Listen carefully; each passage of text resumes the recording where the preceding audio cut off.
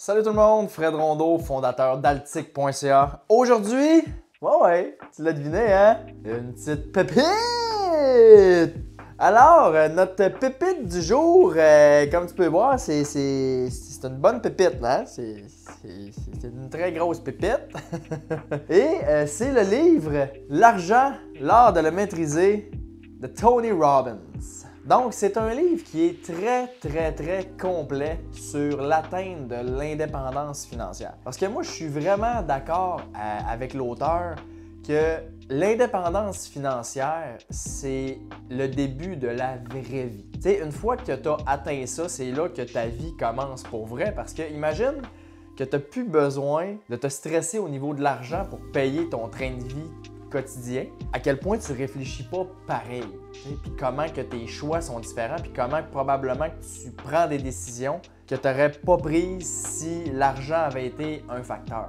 Autrement dit, ça se peut que tu prennes plus de risques, ça se peut que tu fasses des projets qui sont peut-être moins rentables mais que tu as le goût de faire, puis tu suis vraiment plus comme ton émotionnel que ta logique. T'sais. Fait que je trouve que l'auteur illustre vraiment bien dans le livre à quel point la liberté financière peut t'apporter une coche de plus en termes de qualité de vie, de bonheur et de joie de vivre.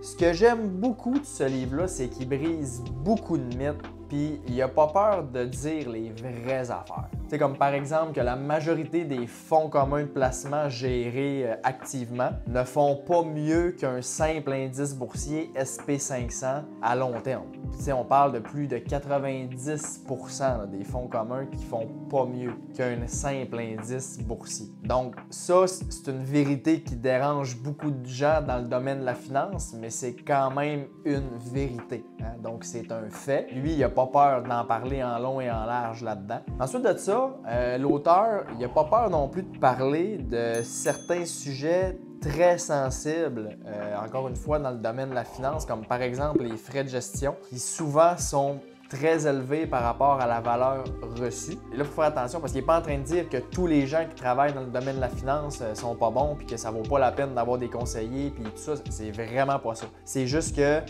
il donne les outils dans ce livre-là pour savoir qu'est-ce que ton conseiller t'apporte comme valeur et est-ce que le prix que tu payes pour tes frais justifie cette valeur-là. Si la réponse est oui, bien parfait, il n'y en a pas de problème, ton conseiller fait une bonne job. Mais si la réponse c'est non, bien c'est là que tu peux te poser des questions et dire OK, bien d'abord, si mon conseiller ne m'apporte pas vraiment cette valeur-là, pourquoi je le paye? Puis est-ce qu'il y a d'autres options qui sont plus avantageuses pour moi, qui vont me coûter moins cher et qui vont faire en sorte que je vais en avoir plus pour mon argent? Fait que c'est juste ça que la réflexion qui amène également là, dans ce livre-là. Une autre chose que j'aime énormément, c'est dû à la réputation de l'auteur, qui est Tony Robbins, qui est pas mal considéré comme un dieu aux États-Unis. Ça fait en sorte qu'il a accès à des gens que plein d'autres auteurs n'auraient pas pu avoir accès. Comme par exemple Ray Dalio, qui est genre une des meilleures têtes de finance au monde. Ben, il réussit à avoir une entrevue avec lui parce que Ray Dalio est un fan du travail de Tony Robbins, fait qu'il a accordé une entrevue. Puis là, ben, on a le droit à une entrevue avec des échanges super pertinents, mais si c'était moi qui avais fait ce livre-là, ben clairement que j'aurais pas eu accès à Ray Dalio, ainsi que plein d'autres personnes. Donc, ça permet vraiment d'avoir accès à des gens que dans un autre contexte, on pourrait pas avoir en entrevue de cette façon-là. Fait que ça, je trouve que c'est vraiment de la belle information. Donc, quelqu'un qui s'intéresse vraiment à ses finances, à ses placements, à ses investissements, puis qui aime ça, gérer ses affaires lui-même, ben il y a beaucoup de valeur à aller chercher avec ces discussions-là.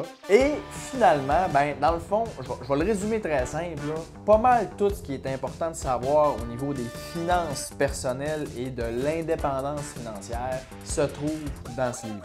Sérieusement, là, il n'y a pas grand-chose qui manque. C'est un des livres que je trouve que j'ai lu qui a fait le plus comme Colin, puis qui a remis beaucoup de choses en perspective. Fait que clairement que je peux pas le recommander assez. C'est une bonne lecture, on se le cachera pas, c'est une bonne bible. C'est à peu près 700 pages, là, donc c'est sûr que ça se lit pas en 2 heures, mais c'est du temps vraiment très bien investi, je te le garantis. Fait que sur ça, ben, je te souhaite une excellente lecture, une excellente journée, une excellente semaine, une excellente année. Puis on se revoit dans le prochain vidéo pour un autre petite pépite. Salut!